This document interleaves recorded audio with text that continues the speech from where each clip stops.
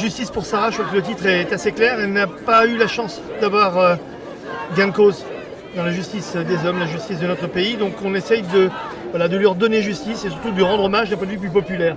Et vous voyez, on veut que cet événement soit évidemment le plus populaire possible, non communautaire. Pourquoi ? Parce que Sarah Halimi, elle était juive bien entendu, mais les prochaines Sarah Halimi seront peut-être chrétiennes, athées, musulmanes. Et il faut que finalement ce symbole, et que Sarah Halimi devienne un symbole pour montrer à toute la population française que si elle n'a pas eu la chance d'avoir une justice digne de ce nom, puisqu'il y a eu un déni de justice, il faut rattraper cette affaire pour que, bien entendu, on espère qu'il n'y en aura pas de prochaine Sarah Halimi, mais pour que les prochains cas, ils soient défendus par une loi qui soit plus en phase avec la réalité, non pas comme ce qui s'est passé avec Sarah Halimi. Et le fait que la sœur de Sarah Halimi porte plainte en Israël, c'est aussi une décision symbolique pour que peut-être dans ce pays, justice soit rendue. Vous savez, il faut se mettre à la place de la famille Halimi et de la famille Attal. Vous savez, moi, si j'étais à leur place, je tenterais tout, sur Terre, même dans l'espace, pour essayer de réhabiliter déjà l'honneur de Sarah Halimi, de réhabiliter sa mémoire et de se battre jusqu'au bout. Donc tout le monde a commencé à critiquer, c'est pas vrai, ils ont raison.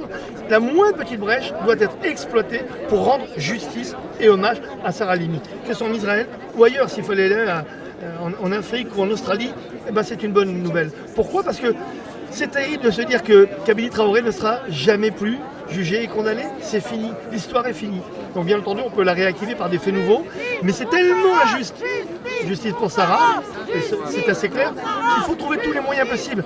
Et aujourd'hui, on a fait un grand rassemblement populaire. Bravo à Jonathan Béard d'avoir organisé ça. Il y a tous les co-organisateurs comme Gilles Taïeb, Julie Guez et tous les autres, pour montrer que même quand la justice, finalement, dicte le droit plutôt que la justice, il y a une façon de réhabiliter par un événement.